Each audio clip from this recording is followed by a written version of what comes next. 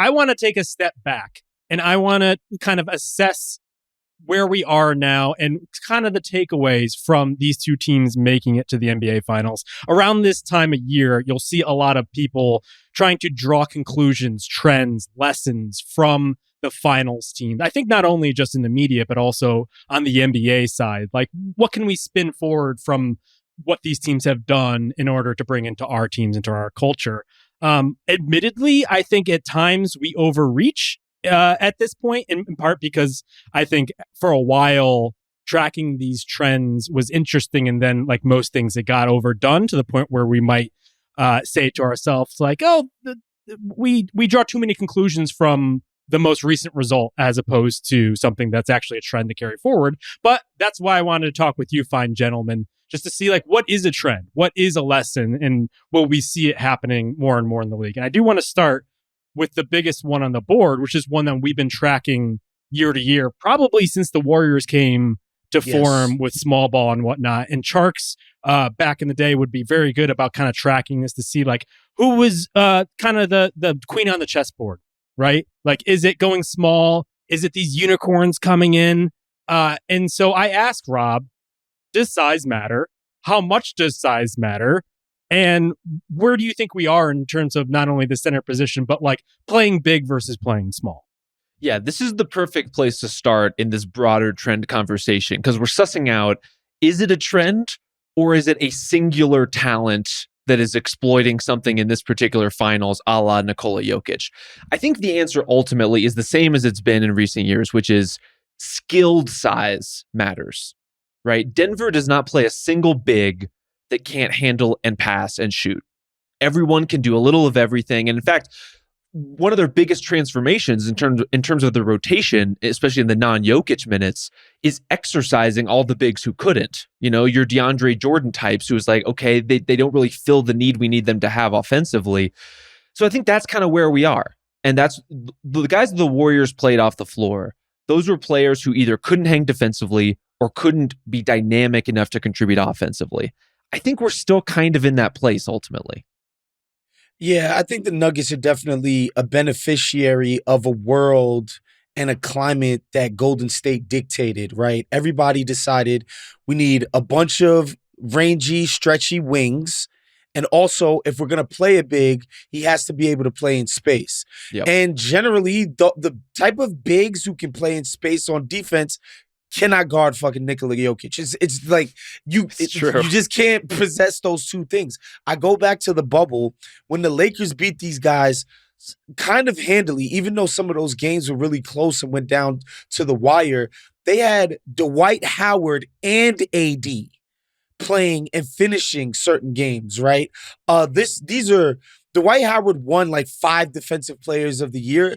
Although he was not at that level, he was still really good at defense in 2020. And Anthony Davis, as we know, is a defensive player of the year threat every single year. They had 2 of those dudes on the team, and they could address that matchup. And, you know, the beauty of their versatility was that AD could be like, all right, remember when AD used to cry about playing center? It was like, all right, against certain matchups, you have to play center. The Golden States, the Portlands, they're going to stretch you out and be attacking and putting pressure on the three-point line. But then against the Nuggets, it's like, all right, we got a bruiser too.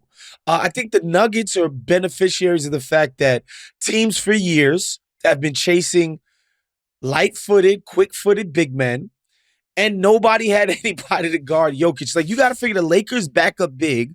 In 2020, it's even JaVale McGee, who he's no Bill Russell, but, you know, whatever. He's a big body. He's not Wenyen Gabriel. You know, this is what we're talking about. You know, Jacques Landale. You know, these are the backup bigs we're talking about that Jokic went up against. And I think that's what the difference is. I don't know if it's a trend, but I know everybody goes into the offseason who sees themselves as a serious contender. They're like, how do I form my team in a way that can beat the champs? This offseason, people are going to be like, how do we beat the Nuggets? Right. Well, I think that's a good question then, because it's similar to when the Lakers won the title in 2020.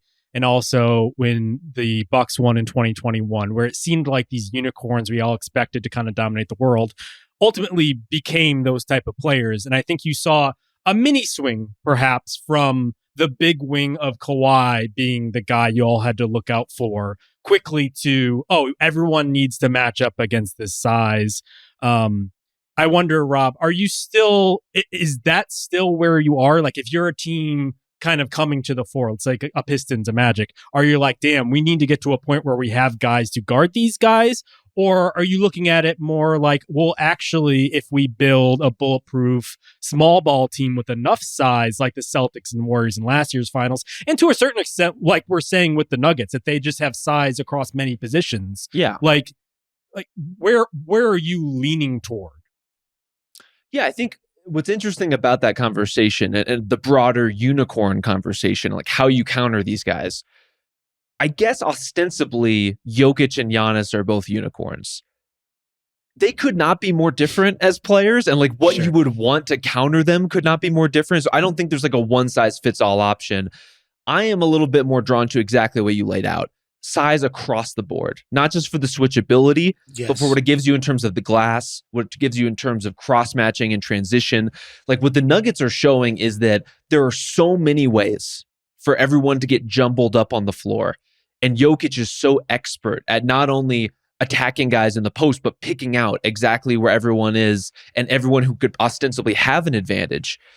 That's really dangerous. And if that's kind of where we are, where there's enough of those playmakers around the league, whether you think about Jokic, or you think about Luka Doncic, whether you think about any of the great passers in the league who can exploit mismatches in that particular way, that makes me a little nervous as someone putting together a team and thinking about like, oh, can we even afford weaker links? Can we even afford smaller guards on our roster? You know, I think there's a credible argument based on the matchup in this series that maybe having a point guard who's shorter than 6'4", 6'3" is just like not a viable thing for huge minutes unless that guard is, you know, just great at bodying people up. They have incredible hands. They can play bigger than their size. You know, there are some guys who are exceptions to the rule in this way, but you really need to be able to match up across the board physically to compete with a team like Denver. And not every opponent is going to have that. Not every champion every year is going to have that. But we know the Nuggets are going to be in this mix to stay. Like their core members are young enough that you have to account for them. Yeah, and to me, if you're not going to be able to make Jokic uncomfortable defensively in your matchup, you better be the type of player that makes him uncomfortable on the other end. Meaning, exactly. If you can't guard this guy one-on-one, cool, you better be a stretchy 5 then. You better give me the ability to play 5 out and have this guy play out in space. Or you have a Steph Curry, you have a Dame Lillard, where he's forced into the action by the guy with the actual ball, right? Like, I think the thing about the Clippers, Kawhi Leonard, Paul George, like these are great players, but they don't put pressure on the center that way. These guys are ultimately mid-range assassins. Same with KD and Devin Booker, right? Like these guys were mid-range attackers. I think we would have got a fascinating series with the Warriors. Ultimately, I believe Denver would have beat them because this Warriors group was kind of bad and disconnected, but they would have presented an incredible problem for the Nuggets defense and Jokic in particular, because they abused him pretty badly in last year's playoffs, right? And so to me, it's not like you go overboard and just start signing all kinds of centers like a mad person. I think you have to think about what Denver's deficiencies are and whether you could put together a roster that exploits those deficiencies. It's a great point. Like we had considered Jokic's weakness to be, what if he has to step up to guard these guys pulling up? Like, is he going to be able to get to KD's jumper or Devin Booker's jumper? Well, asked and answered. And the blueprint, as you were saying, was like you have to have the ability to pull up from 3 and get all the way to the rim, scampering around him. Because if you allow Jokic to play back, he's shown in this series, like he's going to use his length really effectively. He's going to challenge lots of shots. He's going to get hands on lots of balls. He can impact things if you let him stay still or stay static. By the way, turns out those advanced stats guys that said that Jokic is just as good guarding around the rim as Joel Embiid are true. Man, I don't think that's true. I really don't think that is what they're saying. Who was there was someone who was on this podcast who was making the argument that Jokic was like actually a pretty passable defender by the numbers. It kind of bore out. I can't remember who it was, but we'll have to check the tape. Yeah, it has nothing to do with the fact that they're so good on offense that he could play in a set defense like pretty much 90% of the the time. Turns out that helps. He's a large man, and the Heat best are defense unfortunately is a great pretty offense, small. Justin. Yeah, exactly. Yeah. If I was like as big as a queen size mattress and I could just sit in the paint and just swat away gnats, like I would do well. Justin just can't let a Jokic compliment go by. Nope. I just have to be the counterbalance, just to make sure that people don't think we're on the take for the Nuggets, like most of the people on NBA today. Okay, Mike Malone is my guy, man. Northeast guy, New Jersey guy, born on Long Island. Yeah, Mikey. We call him Mikey in the neighborhood. Yeah.